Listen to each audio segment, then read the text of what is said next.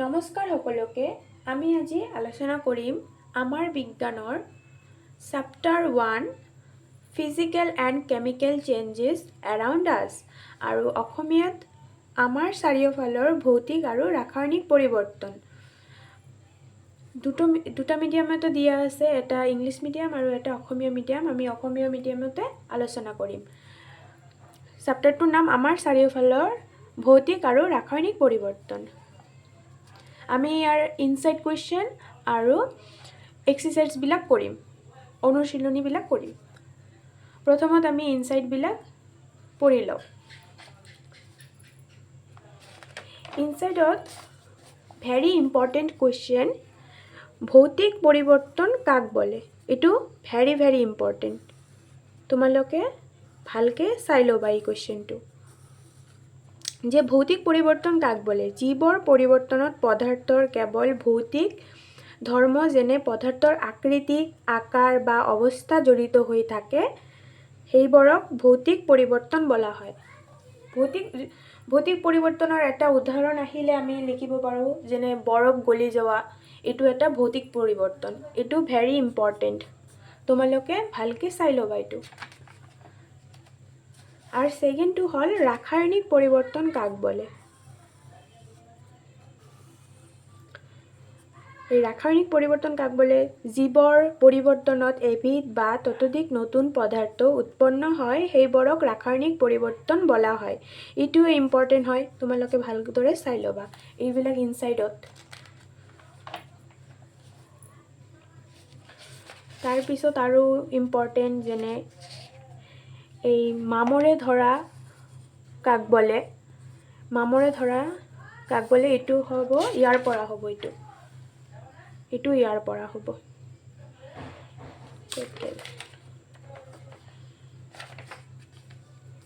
এই বায়ুৰ পৰা লিখিলে বেছি ভাল হ'ব। বায়ুত থকা অক্সিজেন আৰু জলীয় বাষ্পৰ লগত বিক্ৰিয়া কৰি লোহাই আইৰণ অক্সাইড নামৰ এবিধ নতুন পদাৰ্থ উৎপন্ন কৰে। এই নতুন পদাৰ্থটোৱে হ'ল মামৰ। মামৰ সৃষ্টি হোৱা এই প্ৰক্ৰিয়াটোক মামৰে ধৰা বুলি কোৱা হয়। এইটোও আহিব পাৰে। এই লোহাবিলাকত যিবিলাক এই ৰঙা হৈ যায়, এইটোকে মামৰে ধৰা বুলি কোৱা হয়। তাৰপিছত আৰু এটা ইম্পৰ্টেণ্ট কুৱেশ্যন আহিব পাৰে, সেইটো হ'ল দহন কাক বোলে? এই ইনসাইড কুৱেশ্যনবিলাক আহে এক্সামত, তো ভালদৰে চাই ল'বা আৰু পঢ়ি ল'বা।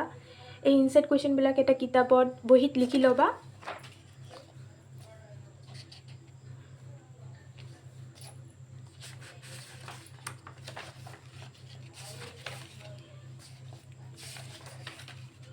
তাৰপিছত ভেৰি ইম্পৰ্টেণ্ট কুৱেশ্যন এইবিলাক আহিব পাৰে আৰু আহেও এইবিলাক, যেনে প্ৰত্যাৱৰ্তী পৰিৱৰ্তন কাক বোলে?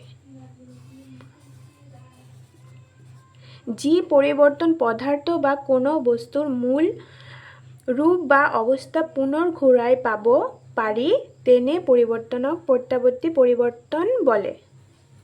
প্ৰত্যাৱৰ্তী পৰিৱৰ্তন মানে হ'ল, যেনে বৰফ গলি যোৱাৰ পিছত আকৌ বৰফ যেতিয়া গলি যায়, আমি আকৌ ফ্ৰিজত সোমালে এইটো পানী হৈ যায়, বৰফ হৈ যায়। এইটোকে প্ৰত্যাৱৰ্তী পৰিৱৰ্তন বোলে। আৰু অপ্ৰত্যাৱৰ্তী পৰিৱৰ্তন হ'ল যি পৰিৱৰ্তনৰ মূল পদাৰ্থ আকৌ আগৰ ভাগত ঘূৰাই পাব নোৱাৰি, তেনে পৰিৱৰ্তনক অপ্ৰত্যাৱৰ্তী পৰিৱৰ্তন বুলি কোৱা হয়। যেনে কাগজ জ্বলি ছাই হৈ যায়, ইয়াতে লিখা আছে। এইসমূহক পুনৰ কাগজলৈ ৰূপান্তৰিত কৰিব নোৱাৰি। মানে কাগজটো জ্বলিলে যেতিয়া ছাই হৈ যায়, এইটোতো আৰু আকৌ বৰফৰ নিচিনা বৰফ বনাব নোৱাৰি না, পানী হ'লে। এইটোকে অপ্ৰত্যাৱৰ্তী পৰিৱৰ্তন বুলি কোৱা হয়। আশা কৰিছোঁ বুজি পাইছা। এই দুটাও ইম্পৰ্টেণ্ট হয়।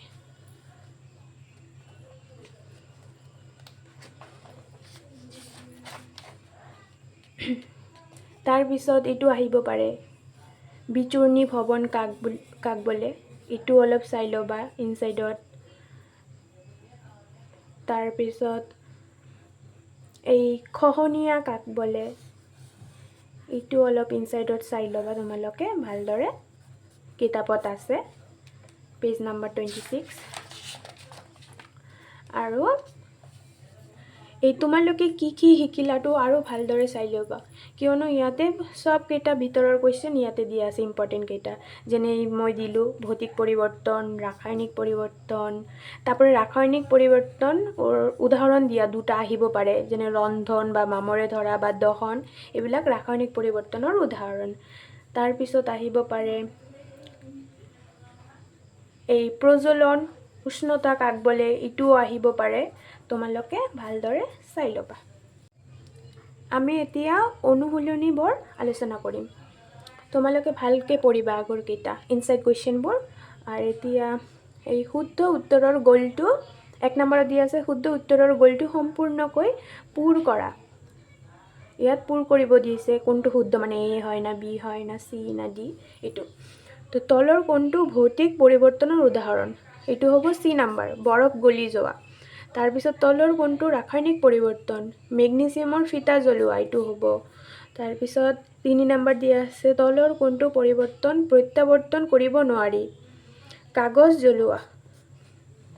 তাৰপিছত 4 নম্বৰ আছে, তলৰ কোনটোৱে লোৰ বস্তুত মামৰে ধৰা প্ৰতিৰোধ বা লেহেম কৰিব পাৰে, এইটো হ'ব পৃষ্ঠাখনত ৰং বা তেল সনা। তাৰপিছত 2 নম্বৰত দিয়া আছে, তলৰ কোনটো উক্তি ৰাসায়নিক পৰিৱৰ্তনৰ এক বৈশিষ্ট্য, মানে ৰাসায়নিক পৰিৱৰ্তনৰ কোনটো একে একে বৈশিষ্ট্য, এইটোকে মানে কৰিব দিছে। এতিয়া নতুন পদাৰ্থৰ সৃষ্টি কৰা হয়নে, তাৰপৰা কোনো নতুন পদাৰ্থ উৎপন্ন নহয়, সাধাৰণতে ই অপ্ৰত্যাৱৰ্তী, কেৱল পদাৰ্থই অৱস্থাহে সলনি হয়, এইটোত হ'ব এ নম্বৰটো। এই নম্বৰত কি দিয়া আছে 1 আৰু 3। ইয়াত ইংলিছ মিডিয়ামৰ দিয়া আছে, ইয়াত অসমীয়া মিডিয়ামৰ। অসমীয়া মিডিয়ামৰ 3 নম্বৰ কুৱেশ্যনটো আছে, তলৰ কোনটো পৰিৱৰ্তন প্ৰত্যাৱৰ্তন কৰিব পাৰি আৰু কোনটো প্ৰত্যাৱৰ্তন কৰিব নোৱাৰি। ইয়াত মানে কোনটো প্ৰত্যাৱৰ্তন কৰিব পাৰি আৰু কোনটো নোৱাৰি, এইটোকে মানে ৰাইট আৰু কাটা চিহ্ন দিব কৈছে। যেনে বৰফৰ টুকুৰা গলি যোৱা, এইটো কি প্ৰত্যাৱৰ্তন কৰিব পাৰি, হয় পাৰি। তাৰপিছত কাগজ জ্বলোৱা, এইটো নোৱাৰি, এইটো অপ্ৰত্যাৱৰ্তন মই ক'লোঁ তেতিয়া। তাৰপিছত বেলুন ফুলোৱা, এইটো ৰাইট হ'ব পাৰি, মানে যিবিলাক ৰাইট সেইবিলাক পাৰি, আৰু যিবিলাক ৰাইট নহয় সেইবিলাক নোৱাৰি। তাৰপিছত লোহাত মামৰে ধৰা, এইটো নোৱাৰি। তাৰপৰে ৰবৰ বেণ্ড টনা, এইটো পাৰি। তাৰপৰে কেক বেকিং কৰা, এইটো নোৱাৰি।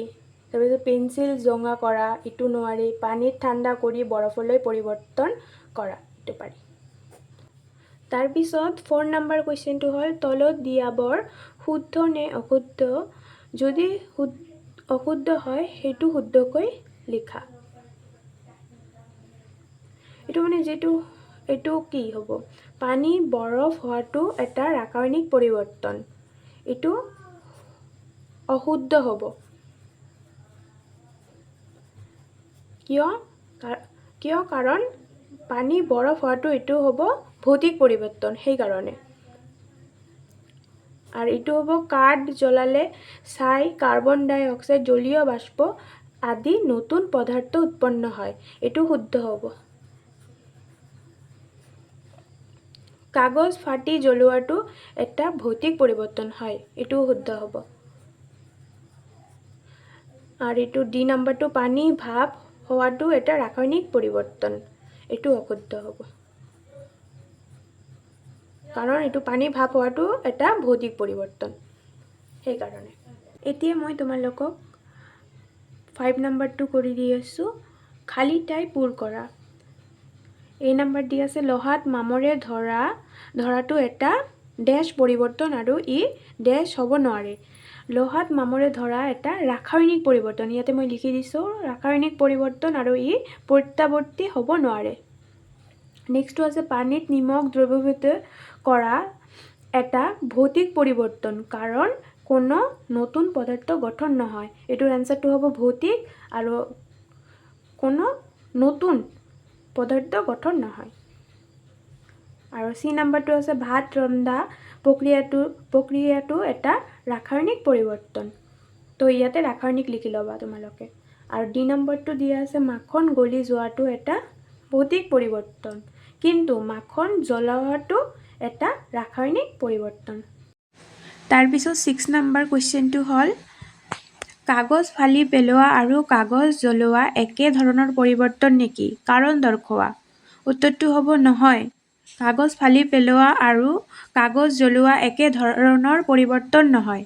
কাৰণ কাগজ ফালি পেলোৱাটো এটা ভৌতিক পৰিৱৰ্তন, কাৰণ ইয়াত কেৱল আকৃতিৰ সলনি হয় আৰু কোনো নতুন পদাৰ্থ উৎপন্ন নহয়।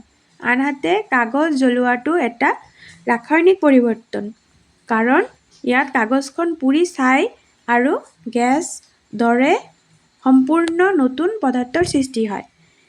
তো এইখিনি সৰু এটা এনচাৰ, তোমালোকে ভালকৈ পঢ়িবা। 7 নম্বৰ কুৱেশ্যনটো হ'ল মামৰে ধৰা লোহাক পুনৰ লোহালৈ পৰিৱৰ্তন কৰিব পাৰিনে? মামৰে ধৰাটো এটা প্ৰত্যাৱৰ্তী পৰিৱৰ্তন নে অপ্ৰত্যাৱৰ্তী পৰিৱৰ্তন ব্যাখ্যা কৰা। উত্তৰটো হ'ব মামৰে ধৰা লোহাক পুনৰ লোহালৈ পৰিৱৰ্তন কৰিব নোৱাৰি।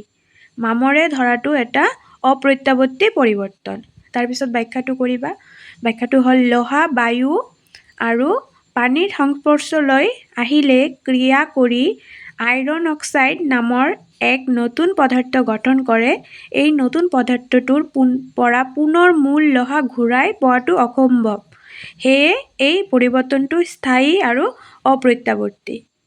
তো এইটো সৰু আছে এনচাৰটো, ভালকৈ পঢ়িবা। তাৰপিছত 8 নম্বৰ কুৱেশ্যনটো হ'ল মমবাতি জ্বলোৱাৰ সময়ত মম গলা আৰু মম জ্বলা দুয়োটা কাৰ্য একেলগে হয়। ইয়াৰে কোনটো ভৌতিক পৰিৱৰ্তন আৰু কোনটো ৰাসায়নিক পৰিৱৰ্তন কিয়? আৰু উত্তৰটো হ'ব মম গলা এটা ভৌতিক পৰিৱৰ্তন, কাৰণ মম গলি যোৱাৰ সময়ত কেৱল ইয়াৰ অৱস্থাৰ পৰিৱৰ্তন ঘটে। ইয়াত কোনো নতুন পদাৰ্থৰ সৃষ্টি নহয় আৰু গলি যোৱা মমখিনি ঠাণ্ডা কৰিলে পুনৰ কঠিন মমলৈ ঘূৰাই আনিব পাৰি। আৰু হ'ল মম জ্বলাটো হ'ল ৰাসায়নিক পৰিৱৰ্তন, কাৰণ মমবাতিৰ শলিতাডাল জ্বলিলে মমখিনি পুৰি কাৰ্বন ডাই অক্সাইড জলীয় বাষ্প তাপ আৰু পোহৰ উৎপন্ন কৰে। এয়া এক নতুন পদাৰ্থ আৰু এই প্ৰক্ৰিয়াটোক বিপৰীতমুখী কৰিব নোৱাৰি। আশা কৰিছোঁ এইখিনি বুজি পাইছা। এইখিনি আছিল এই পাৰ্টটোৰ ইম্পৰ্টেণ্ট কুৱেশ্যন এনচাৰ। ভালকৈ পঢ়িবা আৰু ভিডিঅ'টো ভাল লাগিলে ছাবস্ক্ৰাইব কৰি দিবা মোৰ চেনেলটো।